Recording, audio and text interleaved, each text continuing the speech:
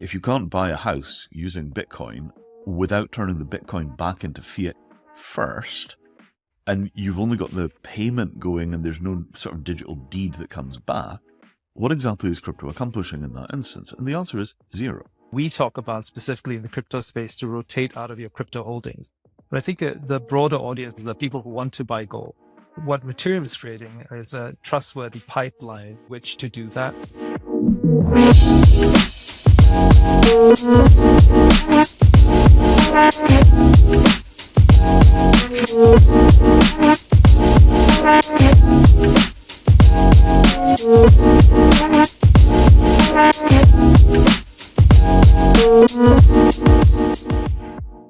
Right. Thank you for joining us for the Future of Stuff 2.0 podcast. We're coming to you in video and audio this time around. And I'm thrilled to have with me the founder and CEO of Mattereum, Vinay Gupta, calling in from London.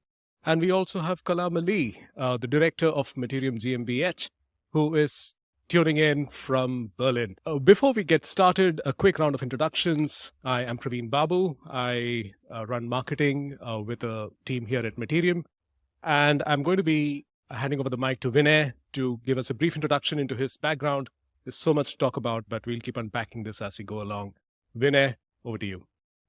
Sure. So I was the release coordinator for Ethereum in 2014, 2015. Did a lot of the project management that launched a lot of the early comms, and have a background in cryptographic applications development, both civilian and military, going back to 1997.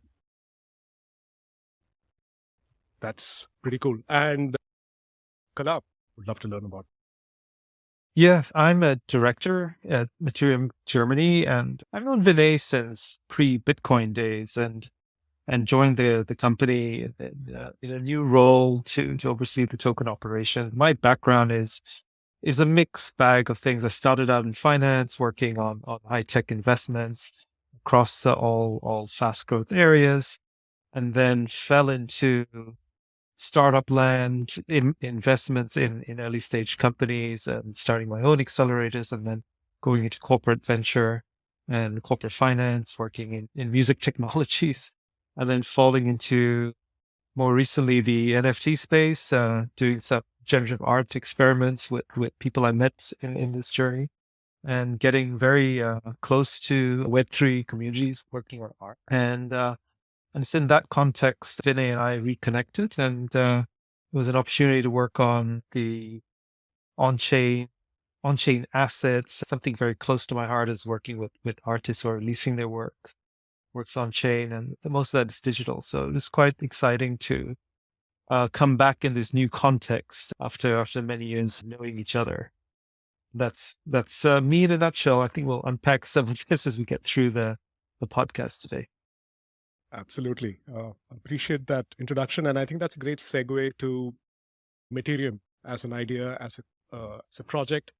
The potential opportunities that Mattereum unpacks and brings to the world as it evolves and meets ideal objectives has far-ranging impact across various asset classes, creators, producers, consumers, etc. In today's podcast, the maiden one in 2.0, we are going to be diving into the gold asset class.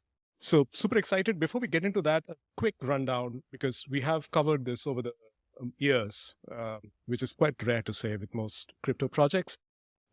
Even though I'm not inclined to calling Mattereum a traditional crypto project because it is so connected with TradFi and policy and various other aspects. Before we dive into the gold piece, Vinay, would you mind sharing the original thought, motivation, inspiration behind Mattereum? Why does the world need Mattereum? So briefly, in 1999, I took 100% of my income using a digital currency that was backed by physical gold. And I would literally take my tokens, cash them out of the system into gold coins, sell the gold coins for cash, and pay my rent. And I did that for most of a year. I knew that digital currency was the future. I asked the company I was working for to pay me in digital currency. They thought I was crazy, but nonetheless, they did it. And here we are. So for me, the idea of crypto without the ability to buy and sell real world stuff is just crypto is completely broken and useless. right? If you can't buy a house using Bitcoin without turning the Bitcoin back into fiat first, and you've only got the payment going and there's no sort of digital deed that comes back, what exactly is crypto accomplishing in that instance? And the answer is zero, right? We're in this interlocking maze of Ponzi schemes piled on top of each other to roughly the height of Bernie Madoff's feather bed mattress. But that interlocking maze of Ponzi schemes is not generating wealth. It's extracting wealth from people that buy tokens hoping that something will happen. It doesn't actually make money, it just moves money around. And in that sense, crypto is just a direct continuation of the existing financial system, which is staggeringly extractive. If we want crypto to be part of building a better world, it has to exchange value for goods and services, and it has to do that in a way that solves problems that the existing financial system creates. For example, environmental sustainability, social justice, the ability to get what you buy without having a huge risk of being defrauded. All those kind of core problems are problems that are totally within scope for crypto, technically, but getting crypto to actually deliver on that potential is hard, and this is what we do. But without it, what the heck is crypto for? Makes perfect sense. So Mattereum, in its core, is aiming to solve some of the fundamental drawbacks and challenges that crypto inherently has created in its mission to create a decentralized ecosystem.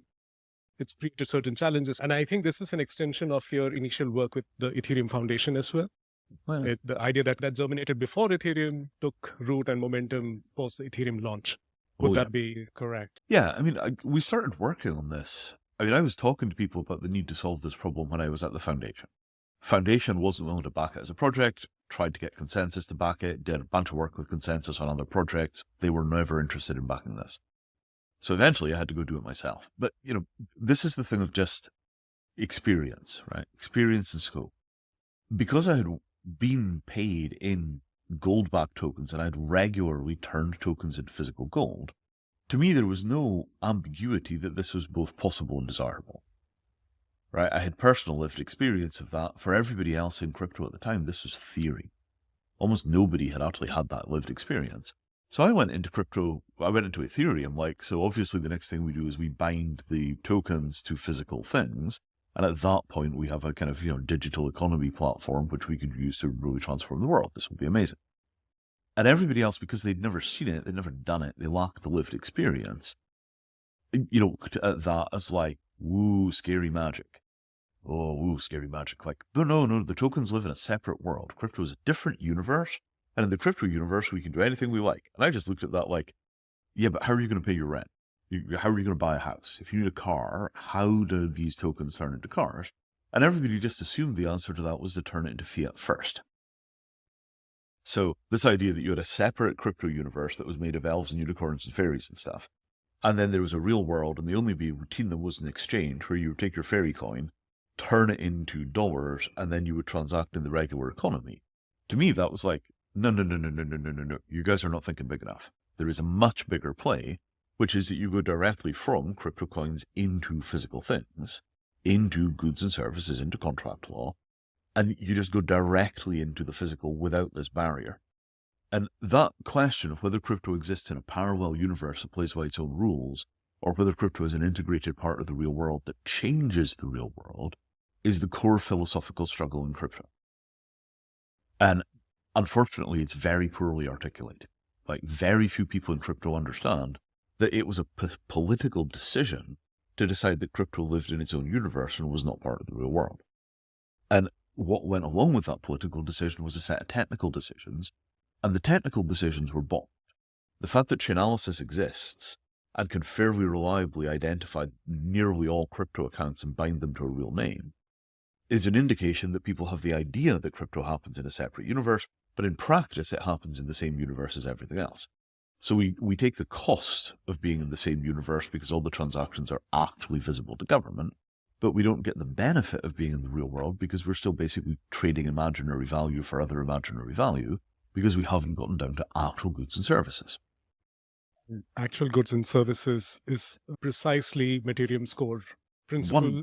100%. Focuses on real world assets, RWA. RWA. And it's the legwork, right? Like, if you want to get a physical thing tied to a token, the people that control the physical thing have to be legally obligated to the people that have the token. right? Whether it's a house, whether it's a gold bar, whether it's an intellectual property license, whatever the real world thing is, the people that currently control that thing have to be properly legally obligated to the token. The definition of ownership, the definition of property is about networks of legal obligation.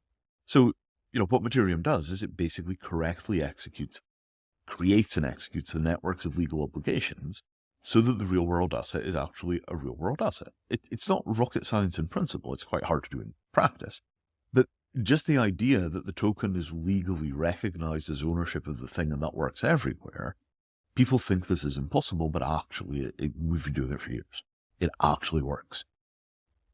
Fantastic. And I think this is a great opportunity to dive into the token. So Mattereum GmbH is in the stage 1 sales of the MATR token, MATR. And Kalam, I would love for you to explain the rationale and logic behind the MATR token.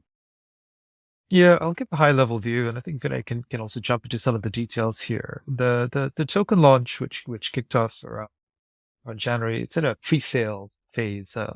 We have this token. It's in 6 months pre-launch before it goes live, and anyone in the world, apart from folks in the US and the UK, can buy this. It's a utility token, offers a discount on transactions through Mattereum, and you can buy this through our partner in Germany, which is a regulated exchange called Swarm that focuses exclusively on real world asset. So that's in a nutshell how what the token is, what it facilitates. So Vinny's been talking about bringing real world assets on chain, the benefits of using crypto to buy, sell, trade those assets. But I think if you were to just see where we are at this point in time, when it comes to high value transactions on chain, the costs of moving money around is well established in the financial world. You apply percentages every time it goes from one hand to another. With on-chain transactions, you have a totally different logic around this based around the cost of the transaction being priced in gas. And as Ethereum has moved through its evolution over the last few years, the latest upgrades have brought down that cost significantly.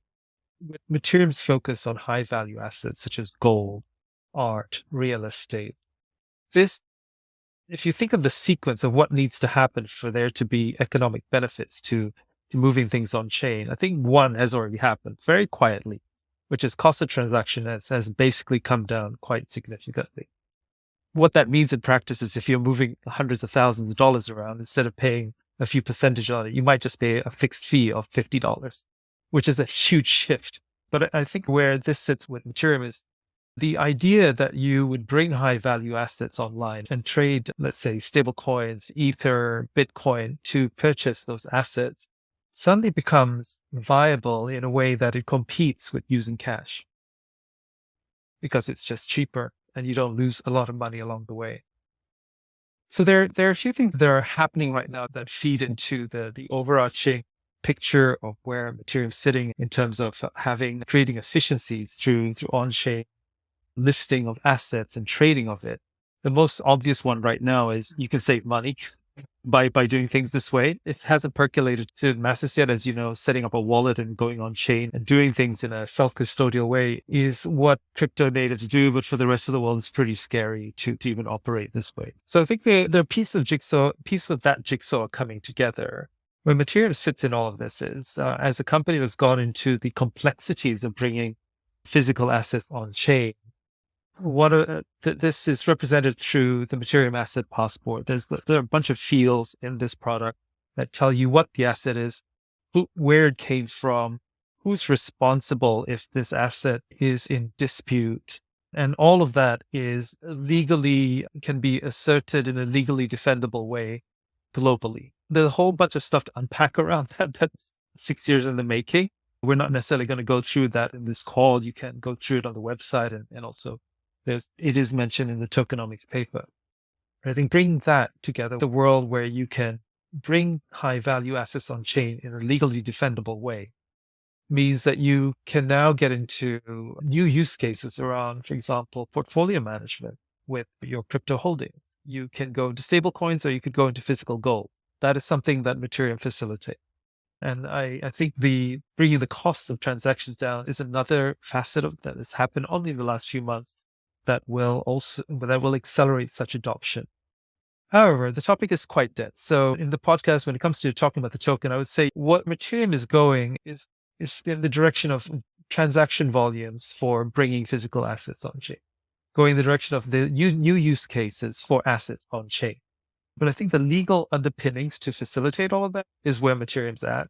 And that token is a representation of that. It's the key that allows you to bring those assets on chain. And buying the token now will give you a discount in terms of doing that.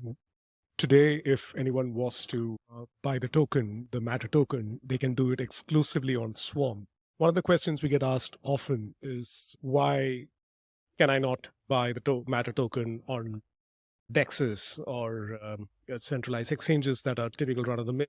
Why Swarm, Kalam? What was the motivation to partner with them on the stage 1 pre-sale? There are a few reasons. I think the main consideration with all this is to have a trusted partner that can do KYC, AML on buyers. We're selling a product through the token, and it's very important that we have buyers are verifiable, whom we're going to be doing business with. And as a pre-sale, which ends on July the 4th, opportunities for this to be on DEXs is not excluded from us. It will be available on DEXs at that point. It's just at this point, you can get it at a fixed price, and you can get it at a point where you can buy quantities of it before the public gets a hold of it. The core, this sounds a little strange to people, unless they are really far down the legal rabbit hole.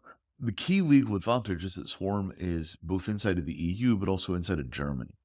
So German law has some very specific provisions for token issuing financial institutions, which are extremely advantageous, right? I mean, the reason that you can go to Swarm and you can buy tokenized Tesla stock is because German law makes that possible. Most other exchanges, you cannot go and buy tokenized Tesla stock. And the same provisions that allow for tokenized Tesla stock also allow for things like tokenized real estate. So when we get to these kind of real world assets, you need supportive legislation to be able to do this stuff properly. You could wing it out of the Cayman Islands. You could do some set of promises that you're making as you do business from, Panama is another place a lot of places are set up. But the difference between we are regulated in Panama and we are regulated in Germany is really a factor of trust, right? Now, the things that the Germans allow you to do, for example, those are not easily replicated in, say, France. They're not easily replicated in, say, Switzerland. So there are specific provisions in German law. And when Mattereum was looking around in terms of a partner for handling real estate tokens, for handling gold tokens, for handling all these kinds of things, we searched for the right set of laws in jurisdictions. Then we found a partner in that jurisdiction that had the supportive law, and Mattereum has a 2-part process. So there are a set of things that happen in English law, which do things like the asset definitions, the asset passport. What is this thing? Who underwrites this thing? If there's a fault, who pays for the thing? Is this, who insures this thing? All that stuff, English law done out of the London entity. The issuance of the tokens for things, the part where you actually mint the NFT and all the rest of that stuff, all of that stuff is happening nicely in Germany because that's where the supportive legislation is for that process. So basically, we have different activities in different jurisdictions, so that we can basically use the best available laws globally to do the thing that we're doing. And that was not an easy approach to develop, right? That is a fairly hefty bit of work, because we were not looking for the place in the world that had the least regulation. We were looking for the place in the world that had the best regulation. And the best regulation is not the same as the least regulation. What we need to get real-world assets done at scale is supportive relationships with government.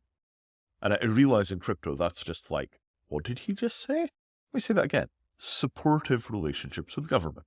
The governments are not against crypto. The governments are against scams. They don't mind new technology being adopted by banks or financial services companies. They want the existing players of the game to continue to evolve and to continue to use technology. They're very hostile and suspicious of new players. But if you look at the general behavior of crypto, if you hear that a young relative who has just gotten hold of some money from a great new job is investing all of it in crypto, do you worry for that person, or do you think they're making great choices? Right? And the governments feel the same way. Like, this all seems like a terrible nest of fraud and vipers and things, and maybe we should regulate that out of existence. We've not covered ourselves in glory as an industry here. So the idea of working with government in partnership, using enabling legislation, building on the platforms that are created and offered, this is not the way the industry really thinks right now. And the real-world asset game, you don't have a choice about working with government. You don't get a choice. You have to play by the rules, because what gives you ownership of a real-world asset is that a government agrees that you have ownership. Ownership itself is a created product of government. Governments create property rights. So if we want to move real-world asset property rights around on-chain, the governments have to agree that when you moved it on-chain, you actually moved it. And that doesn't always require new legislation. You could get an enormous amount done with existing legislation and contract law. But at the end of the day, when all is said and done, either the token connects to the real-world asset or it doesn't. So we created the German subsidiary. The German subsidiary is an independent entity with its own set of, governance and rules, and it's a German company and has German director and, blah, blah, blah, blah, blah. What that allows for is the issuance of a token. The token is inside of the German system. It has terms, it has conditions. You can't buy it in the UK because UK law does not really permit that. You cannot buy it in America because American law doesn't permit it. So the areas where you can use, the areas where you can't use, the jurisdictional stuff, you wind up with a very expensive patchwork of different things happening in different places. But the ability to successfully execute that patchwork is the thing that allows you to be a real-world asset company that actually does real-world assets, rather than a real-world asset company that does one asset class in one jurisdiction one time. It's a very different approach, because we went into this expecting to build out the infrastructure for the entire Ethereum platform. In the same way that ENS is the namespace for all the Ethereum stuff. In terms of all the Ethereum keys, the namespace for all Ethereum keys, ENS, the namespace for all physical assets in Ethereum, Mattereum. It was always intended. Ethereum is the ethereal thing that does the smart contracts. Mattereum is the connector layer between Ethereum tokens and the real world. Any Ethereum token that wants to touch the real world is a Mattereum asset passport identity. This was the vision at the beginning. That's a fantastic way to articulate how Mattereum fits into this entire puzzle. And I think that's one of the key areas. And Kalam mentioned one thing that I want to underscore, which is the hidden costs and complexity of owning an asset. Even if within the same geography, the amount of hidden costs that an individual has to deal with or an institution has to deal with while trying to acquire a new asset is often a work in progress. It's often something they discover as they go along the purchase process. Mattereum and on-chain and decentralization and the radical transparency and clarity that a Mattereum asset passport is likely to deliver is something that dramatically changes the equation to make it more for the free flow of assets across geographies in a way that is supported by policy and government, is on your side rather than you trying to rebel against the machine. That said, Vinay, I think this is a great opportunity for us to go into the one asset class that everyone around the world can agree on and loves to talk about, which is gold on chain. We have heard of multiple stories in the past where gold on chain has been spoken about, tried, tested, never really took off. Recently, Mattereum made a major announcement, a partnership with a key player. I would love to see the stage to you. Okay, so normally we're very careful not to go negative and we don't talk crap about other people's projects, but in this case I will make an exception. So the problem that we have is that stable dollar-denominated stablecoins, USDT, USDC, have a bunch of structural problems, and I will highlight 3 of them. So structural problem number 1 is that the dollar is on fire. Right? Everybody wonders whether the US election is going to go okay or whether the dollar itself is a risky asset to hold because of US political risk, inflation, and all the rest of this stuff. The quality of governance from America is not so good. The second problem we have is the opacity of the reserves of these currencies. So there is really no absolute clarity that the USDT backing and the USDC backing are adequate to the number of tokens issued. Right? It's not that there is just a clear, visible portfolio where they list out, look, we own the following things, and here's the big spreadsheet, and you can calculate what it's worth, and you can see our positions. For commercial reasons, that information is not available. But given the quality of governance which is typical not only in crypto but in finance, this is in itself cause to worry. And it doesn't have to be that these things are actually broken, but the fact that we can't be entirely sure that they're not broken creates doubt, and doubt means discount. If I have a financial instrument and I'm not exactly sure what it's worth, I will tend to lowball the price of it to reflect the uncertainty. So there is uncertainty around the backing for USDC and USDT, but the uncertainty is not reflected by the price. They will tell you a dollar is a dollar is a dollar, but there is doubt associated with these dollars, and when you look at the doubt associated with those dollars, it is not priced into the sales. So USDC and USDT are visibly, verifiably worth less than a dollar once you risk compensate. Now, of course, crypto as an industry is not so good at risk compensating the asset prices, but nonetheless, this is here. Fine, and that is one of the things that prevents spread. Why is there only $140 billion of USDC? Well, if you have a lot of money, you're constantly risk calculating.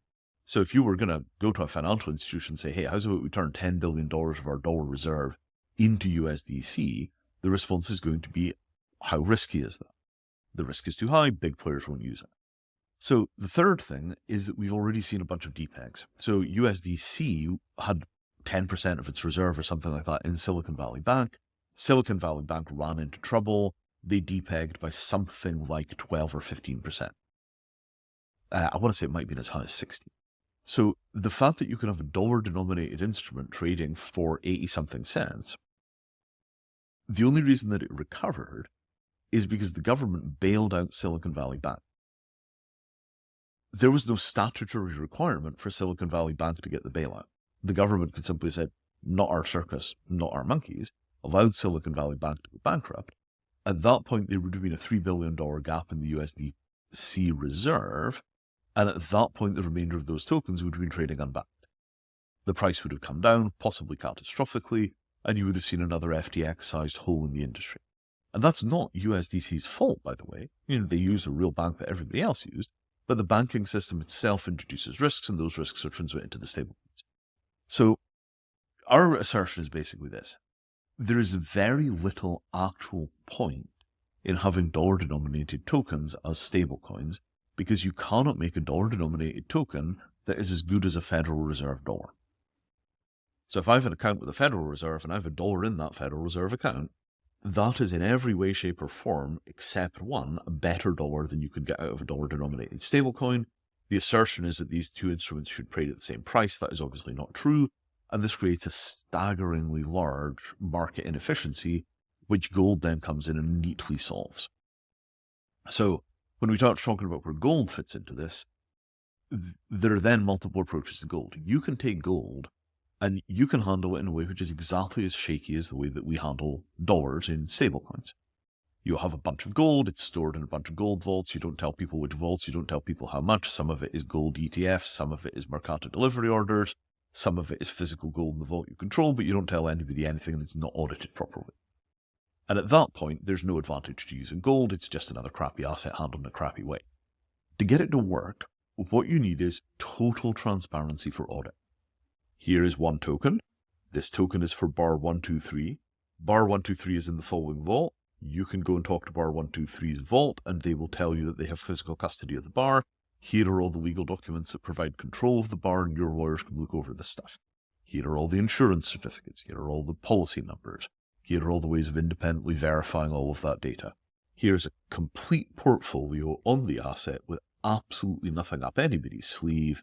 This is exactly what you are buying. At the point where you buy it, your lawyer agrees, we put money in here, here's the documentation we got, that is good enough for our purposes. We will consider that to be the same as ownership, as if we had physical custody of the bar. Have a nice day. And that kind of ultra transparency should not be big news in crypto, but it is. Everybody has taken the worst of TradFi and then tokenizing the worst of TradFi. Not the way. What you want is the best of TradFi. Ultra transparent, highly audited, super heavily insured, everybody can see everything. And at that point, the promise of this token holds this value becomes as de-risked as it is possible to do for any asset in or out of crypto in the world, past having, for example, a gold bracelet on your wrist. It's as close as you could get, legally speaking, to physical custody of gold.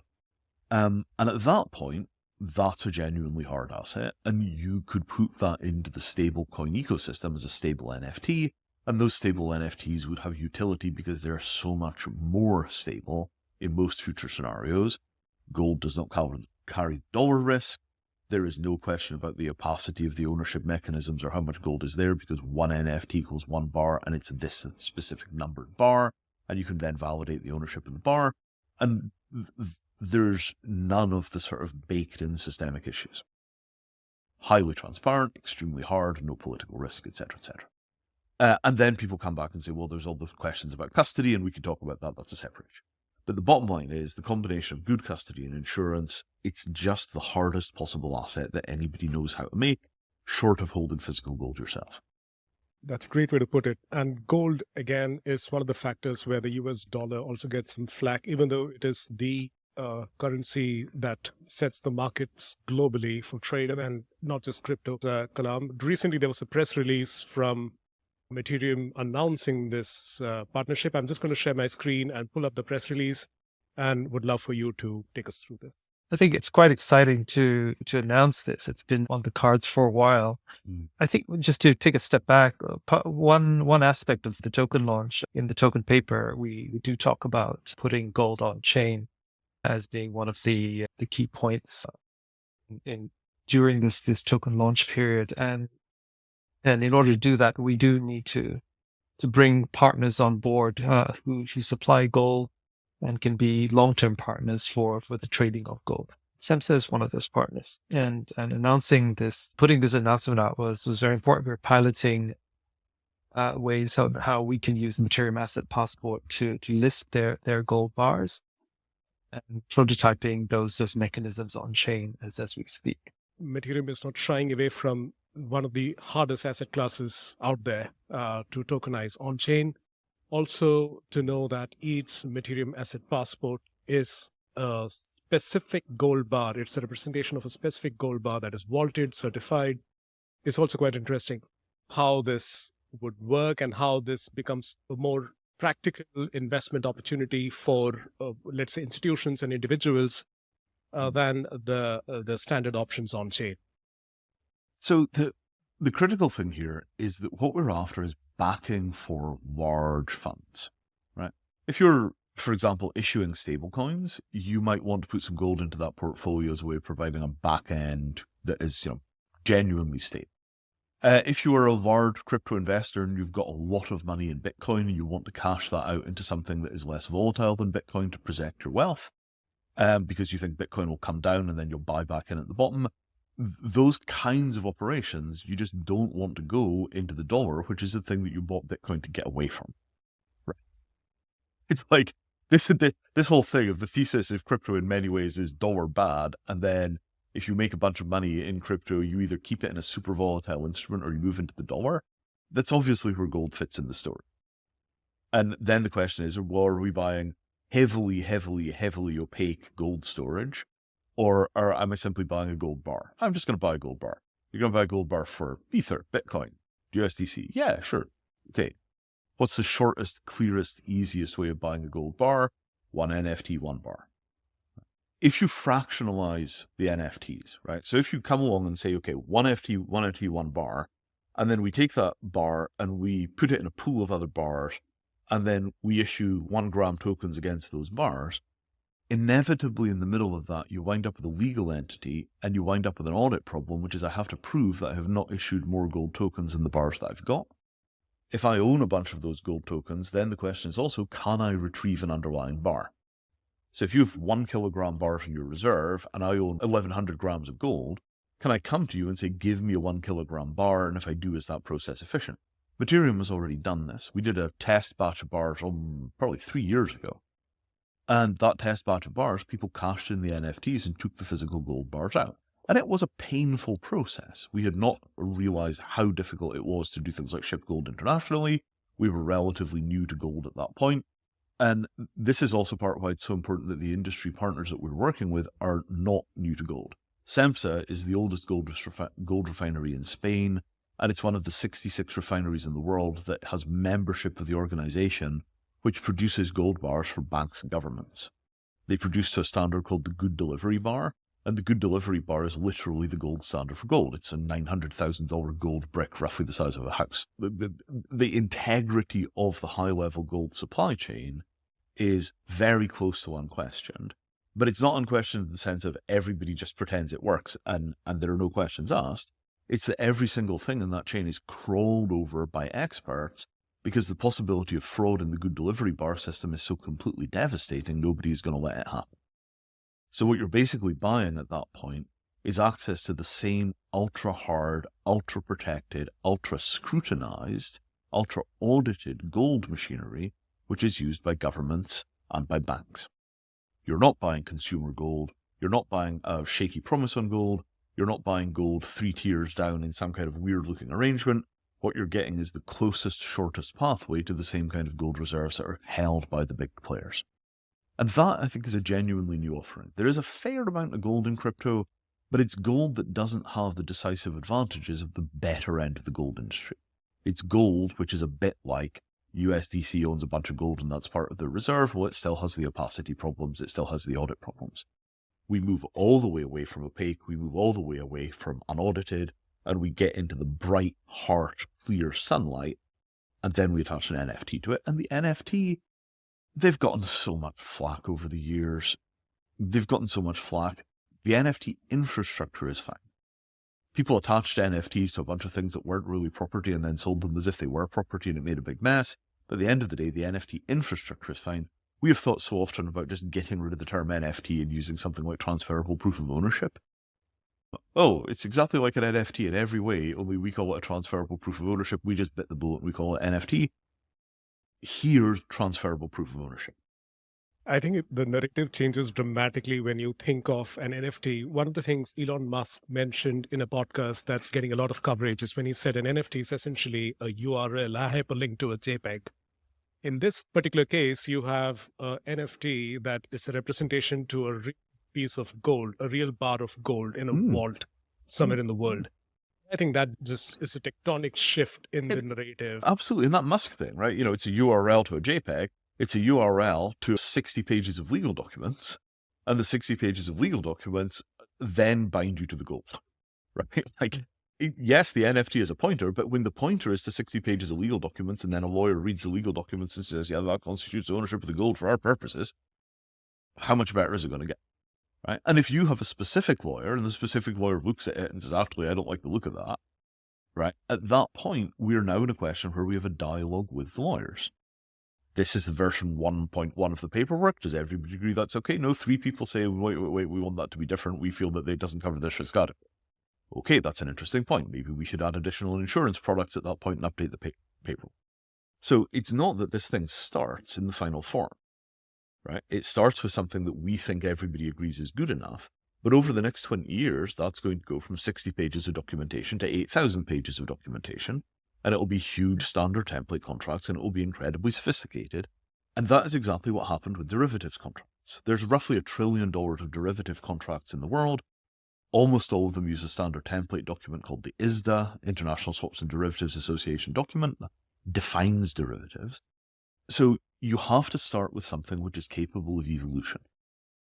You don't start with a finished thing, you start with a working thing, and then over time, every time somebody sees a problem, you add complexity to deal with it until you wind up with these huge templates.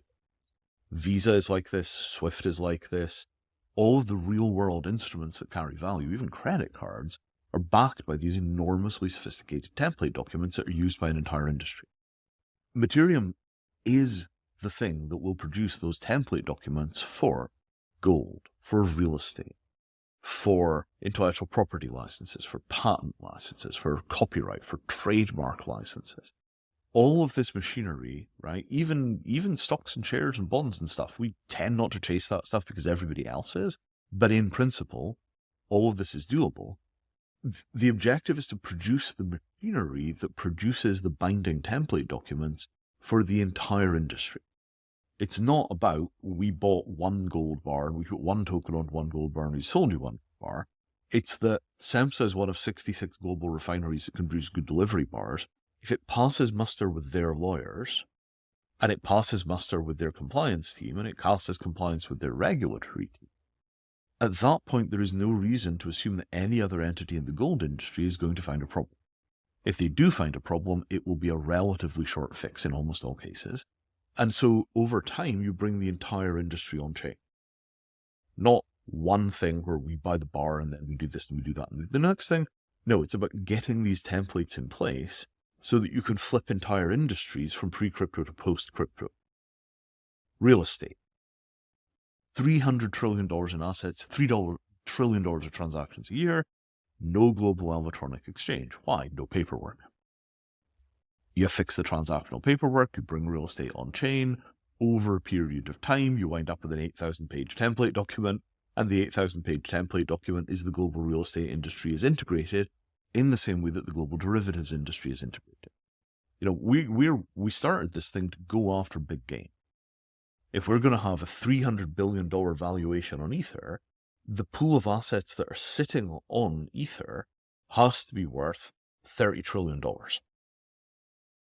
Right? You know, just assume it's 100 to 1 for a second. $300 billion worth of Ether, 3 trillion, 30 trillion. So if you think Ether is supported by a 30 trillion pool of assets which are trading in the Ethereum ecosystem, that's the kind of scale that we have to get for these tokens to store value in the long run.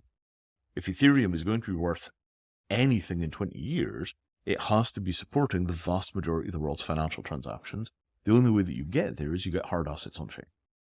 So all of this, when it's said and done, this is the mass adoption strategy for Ethereum.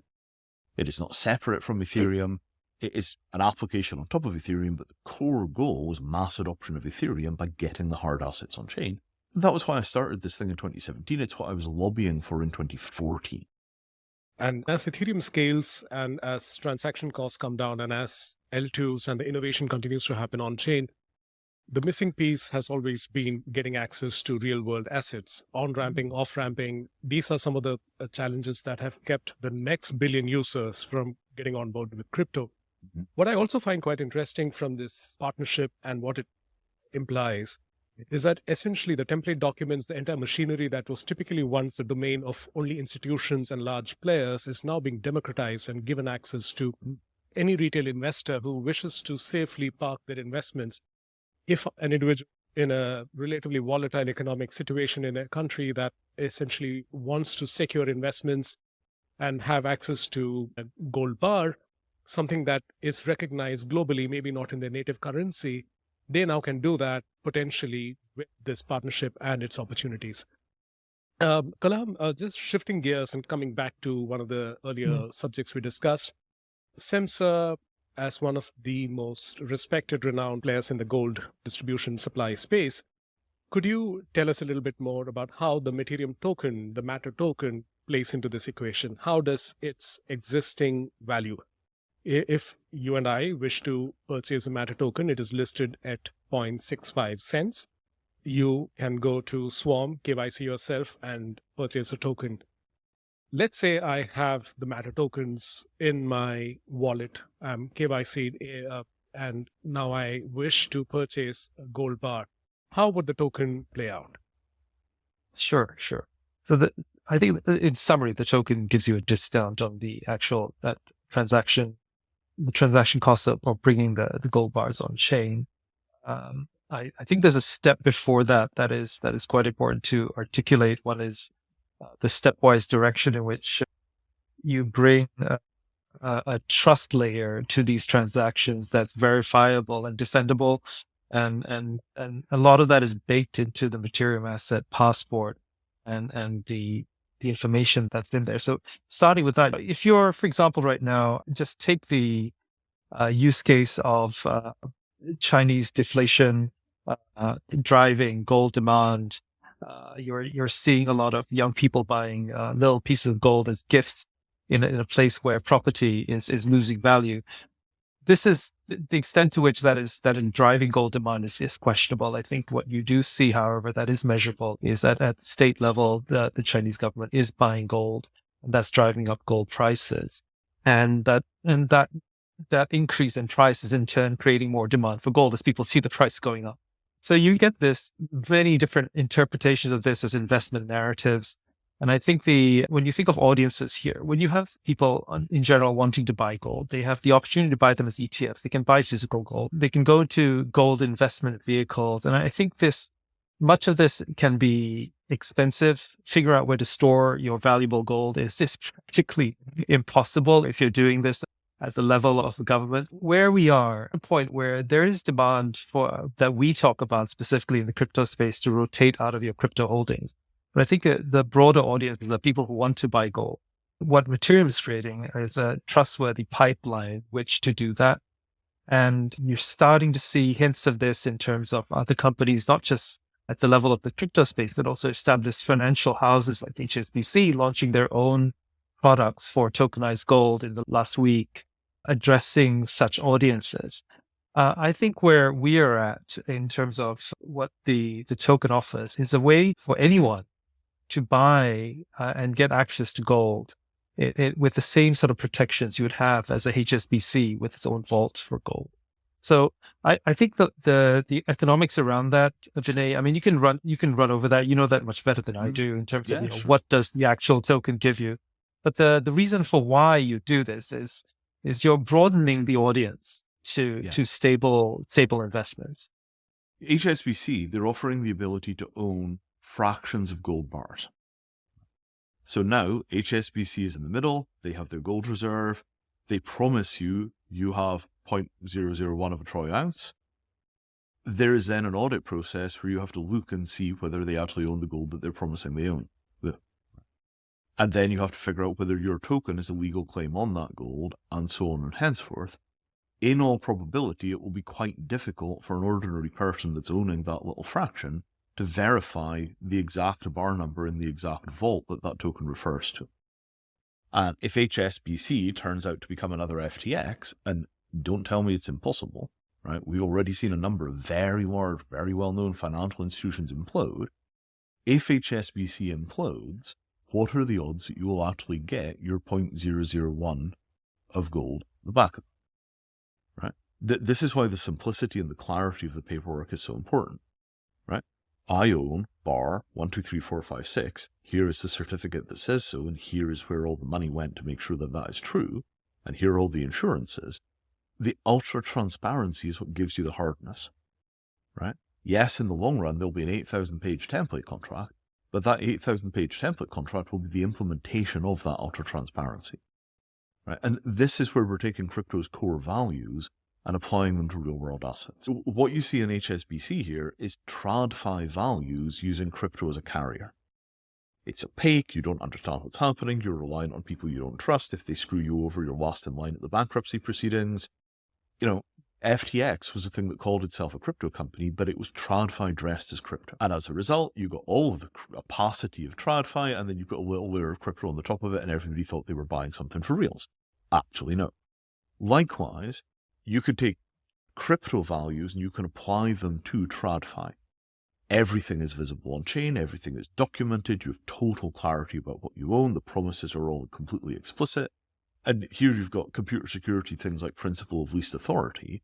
When you start applying those kind of computer security principles to the design of legal documents and legal documentation, you get the same instruments that TradFi people are using, but they're implemented on a different theoretical and a different philosophical and a different political basis. So yes, there's an HSBC gold product, and that is TradFi-style gold ownership tied to a fractional claim. Well, we talked about that, right?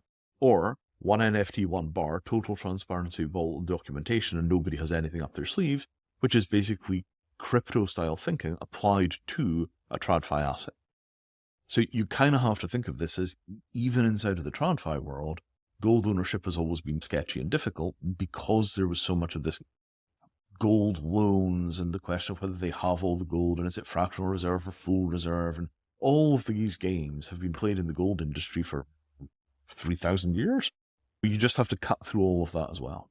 It just has to be simple, simple, simple, simple, simple. The closest thing to owning your own vault and having a bar that you own in your own vault, that's what we want to offer. Going back to the question of what the token actually does. So when a bar is issued, we charge a fee. This is how we make a living. And again, this is part of the whole thing about transparent business models. The token gives you a discount on a fee that we charge. Mattereum charges money for services? Yes, you will find that is a common thing in institutions which do jobs for people. Yes. So we don't make our money by some kind of magic speculative structure where some number goes up and some other number goes up and then there's yield because we take all of it and invest it in such and such a dodgy token. Blah, blah, blah, blah, blah, blah. No, we charge money up front for doing a job. Right? Now, how much can we charge? Well, we would ideally like to be as expensive as the market will permit. But practically speaking, we do not expect that to be a terribly high margin activity, because if it is a terribly high margin activity, anybody with 2 brain cells will find another way of doing the problem. It may not be as good as us, but you cannot be reassuringly expensive in other people's financial transactions, right? If you're a rail, if you're a pipe, your job is to be practically invisible in the transaction. You want to be around it. Nonetheless, Mattereum charges substantial fees. You start doing things like real estate, we start charging 10 grand a pop, 20 grand, 50 grand, depending on how big the thing is, because it's a lot of work and you have to be good at it. We then discount that for tokens. And that process of halving the transactional fee that Mattereum charges, the token is the right to pay us less money when we charge money for listing an asset. There are also associated fees with certifying assets. So if you're an underwriter for an asset, you are collecting a fee for doing the underwriting. Mattereum charges you a percentage of that fee. You can discount that as well, right? In the long run, these fees will all tend towards being as low as they can possibly be, because that's how financial industries are. So in that period, the ability to discount those fees in the first phase is really, really quite important, right? And I want to say here in terms of just, gold industry. If you're a gold industry person, you hear this story, you hear, new people entering the gold business, margins will not be razor thin, not like real gold industry. So the real gold industry, they talk in terms of like 7 basis points is like an arm and a leg, right? It's like, oh my God, 7 basis points. Are these people crazy? So welcome to crypto, right? The fees are substantially larger, but the fees are substantially larger because what we're competing with is rickety stablecoins, and we're building the relationships and we're building the scale. If you ask us what the fee will be for gold bar listings in 5 years, my expectation is they would look 3 years even. They would look very much like existing gold industry practices. So what we're not telling everybody is, look, hey guys, crypto is going to constantly charge 4% transaction fees for gold industry stuff. We start at 1%, we work it out, right? And I cannot stress that too strongly.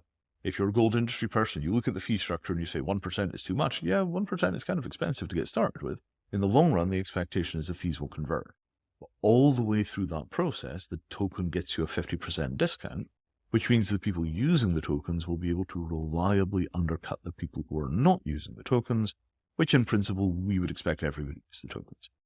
And the fact that we are selling revenue in this discount token model, it's simply a way of saying the most expensive assets on the platform will use a discount token, and that encourages people to put more expensive assets on the platform. Very straightforward.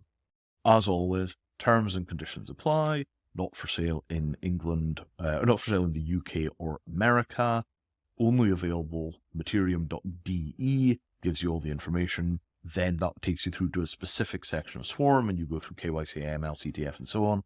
On July 4th, the tokens start to vest, and people will be able to actually, just take delivery of their tokens. But right now, you can burn the tokens to list assets.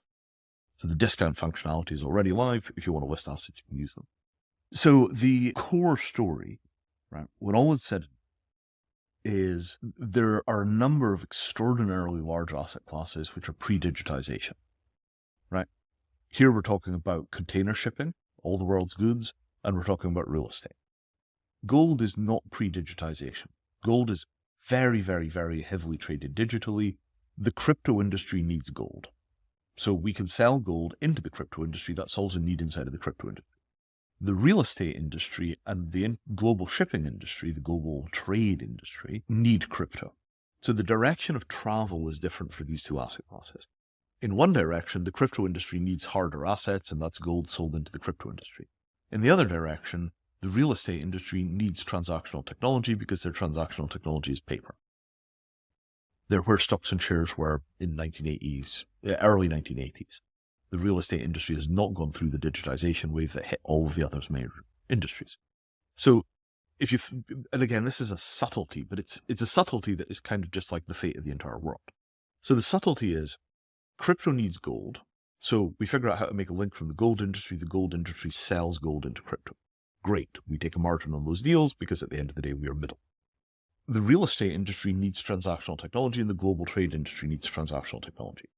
The real estate saving, people in the industry estimate it as being about $150 billion of fees every year that could be gotten rid of with crypto. The British government estimates that in global trade, the level of fees that could be gotten rid of with these kind of technologies is ballpark $280 billion a year. So we think there's a pool of on the order of $500 billion a year of transactional efficiencies waiting for somebody to come with real technology. This is what we are chasing, right? If we sold $20 billion worth of big gold bricks into large wallets and institutionals and stablecoin issuers and all the rest of that stuff, $20 billion of stuff is really nice. We would be very happy to take a margin on $20 billion of gold sales. Please start this process immediately. But you cannot sustain a large business in the long run just selling gold bars into wallets, because eventually all the wallets that want gold bars have bought the gold bars, and at that point, you're no longer a gold bar issuing partner, you're just a gold bar trading. There is a point where it saturates. The point of saturation for digitization of real estate transactions and digitization of trade is somewhere in the region of $500 billion of savings a year. You kind of do the back of the envelope and you think about $100 billion of revenue split between the technology providers that are facilitating transformation. So if you imagine that there was $100 billion a year of transactional efficiency going into the pockets of the various companies in crypto that were supporting real estate transactions and that were supporting international trade on chain, that's kind of the pool that we are chasing, right? And that is actual earned money. It's not we issue tokens and the token's magically worth something. We think that there is a really substantial strategic economic opportunity to be taken. The other thing which rides on top of that is once you've digitized trade, there's a whole bunch of new and clever stuff that you can do, like AI optimization of trade. So if you've got electronic documentation of $1 trillion of transactions and you run an AI over that, the AI can probably figure out dramatically more efficient ways of doing parts of that. That in itself is a whole new market, and then you expect to charge the AI guys a percentage on those transactions. So it's not that we think it's just you digitize trade and then nothing changes. You digitize trade and now the AI guys can get at it. And once the AI companies are able to get at the global trade system and start using AI optimization, they're going to find another jump on top of that. We do not know how much value that will generate because we don't know whether AI is going to be all that helpful in trade. It might be great, it might not. But where we are sure AI is going to be staggeringly valuable is real estate. Staggeringly valuable, because if you say I want a 3-bedroom house beside water that's 20 minutes from my mom's place and no more than 35 minutes from work, right now that's a manual search. There's no way to look. Right? Oh, I want it to be 2 stories, not 1, and it's really important to me that the garage is at the left side of the house, not the right side of the house, because I'm superstitious. Manual search. So when you put AI into the real estate industry, suddenly you get automated search rather than manual search, and that alone is going to be a one-way ticket. Nobody will go back to manual real estate search once you get the option of AI search, and that's only the beginning of the transformation that AI brings to real estate. So what we see is just you have to get the real estate digitized. Once you get once you have the global electronic exchange for real estate, then you build AI services on top of it. So the gold thing is super important to us, and we think there is a legit market for $20-ish billion of gold in the crypto world. It could be 4 times that, but 20 is a pretty safe estimate, we think. But then that is the springboard to the permanent systemic transformation of the real estate industry. And that's really where the money is. That is a legitimately gigantic opportunity.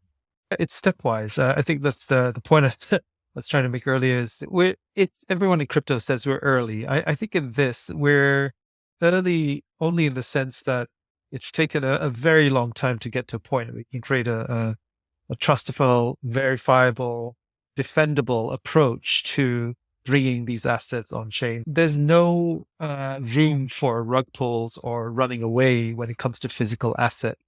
Laws apply. And the vault won't let you leave with the gold unless you show them the paperwork. Right? Precisely. Right? So, when they say no rug pull in gold, they really mean it. There's a guy whose job it is and he doesn't work for you. Yeah, so we've got to take a long-term perspective in terms of like where this could go and what kind of new use cases come up. I think for now, the most tangible aspects of this, of what Mattereum does and where it applies, will fall squarely on people seeking to have alternative investments in their portfolios, institutions wanting to get exposure to gold in ways that they can offer new products to their customers. And we don't know what else could be out there, but I think the investment theme is probably going to be one of the more broader topics for the time being, given that gold is a renowned hedge for everything and is a stable investment. People will always talk about crypto values going up and down and gold going up and down. But the truth is gold goes up that the variance is about that much for gold and crypto is like that. Right? We just got to put all these things in perspective. When numbers come in and you look at the overarching picture, it is a stable investment. And crypto has been struggling with increasing market cap for a few years now. It has been a steady upward tick, but the valleys have been challenging. And that is one of the signals that the mainstream audience is looking at to inspire action. And when Vinay mentioned earlier, the fact that a vault will not let you walk away with the gold just reminded me of how so many around the world felt the pinch when they didn't realize that FTX was moving their assets to Alameda. And that is the whole reason why the fact that this fundamentally changes how folks look at proof of reserves. And I think that is one of the aspects that Mattereum is able to deliver. And then what I'm hearing you say is that this is just the beginning. Sempsa Gold on-chain. Next, we might be hearing about real estate. There is so much to be done. And Kalam, I know that you have a strong affinity for the music and the arts. And hence, that's one of the areas that you would be looking to see real world application where artists are inspired to create more, where they get justified returns on their production and creation. Do you, on a little bit of a distraction or deviation from our core topic on gold today, do you want to share your wish list for what Mattereum might be able to do for the music industry? I think with bringing assets on chain, when it comes to music, you're creating something that moves people emotionally. And most of us experience this when we go to a gig and then we try and buy merchandise. And then we see a long queue and we get thrown off by the ordeal of waiting. But I think that's everyone's general experience. But when it comes to where the money is made, selling physical assets in music, it might seem counterintuitive given everything's streaming, but a lot of money is made from merchandise. A lot of money is made from collectibles. A lot of money is made from that special Christmas edition that the artist sells. The question of how bringing all this on chain could be relevant is something that's being explored in very artistic ways at the moment. But I feel the opportunities are there. We did a lot of experiments with our arts collective around live minting or virtual objects and generative art, and there's a lot of interest in these kind of experiences. It's very rickety. The systems in place you have to open up a wallet and mint something on Tezos or Optimism or whatever. It's all down to internet connection, making it all work in an environment where, at least in a gallery setting, is pretty stable. Imagine doing that in a festival. So there's a lot of questions around how you do this, but I think that the value that fans would receive from knowing they have something that is linked on chain and has some tradable value. I was just doing a quick mental index. More than half of the Mattereum senior leadership team, like 4 or 5 of our key staff members, have been professional musicians at one point in their career. I have never been a professional musician. I can't play a note, but music has been my predominant involvement in art. I'm a music guy, right? Just the senior leadership are mostly musicians that would have made a living as professional musicians in a healthier music industry. So we have an enormously deep emotional motivation to fix music. If you really want to see us get excited about something like gold, okay, gold is a very sensible looking way of making money. Okay, great, lovely. But if you really want to see us like bouncing off the ceilings and, like, wow, let's do this thing. Music is kind of where the passion is for a lot of the team. And it's one of the things that we keep trying to figure out the commercial play on because we're deeply emotionally motivated by it. That's a little foreshadowing for a future episode that's going to be coming up. We have we've 2 really, really clever things on music, right? We did a bunch of legal research. We did a bunch of work on it. We think they work.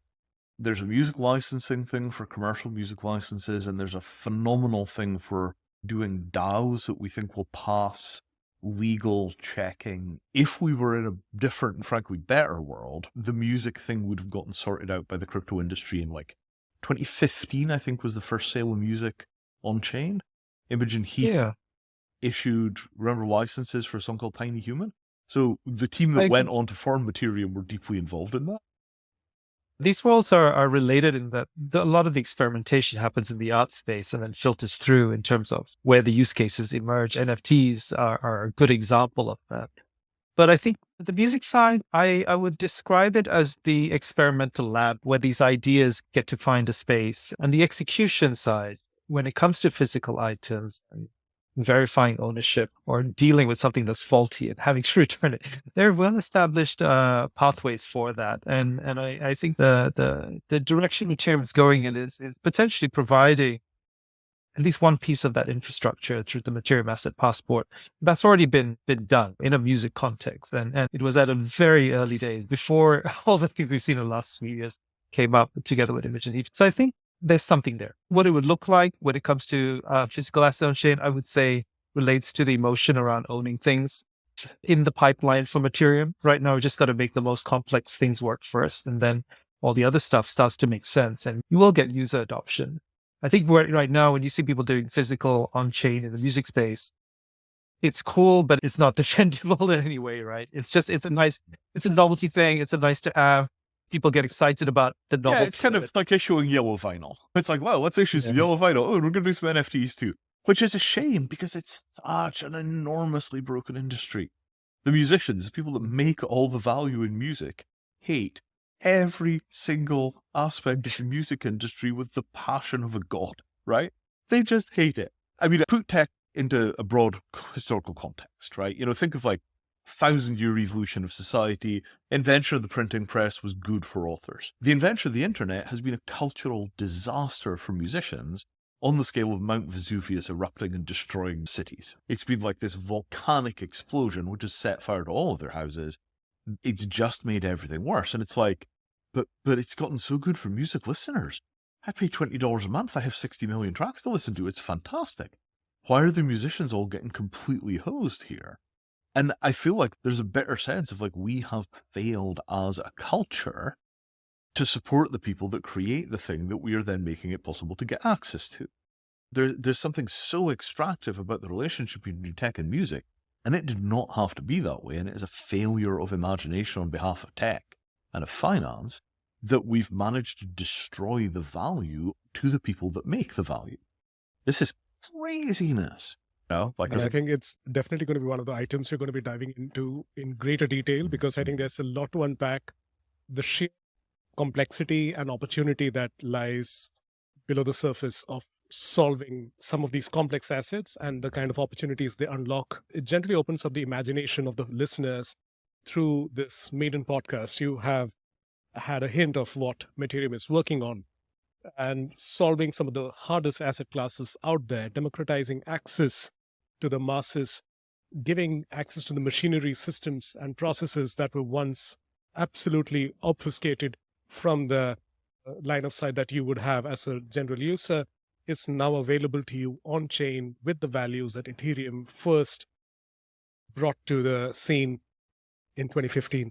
This has been a great conversation. Before we sign off, a quick fact that we are on a ticking clock with the stage 1 sale of the MATR token, now available exclusively with our partner, that's Swarm Markets. For additional details, you definitely want to visit Mattereum.de. That's your gateway to understanding the MATR token and getting access to the MATR token via the Swarm market, which might not generally be accessible via the Swarm front end.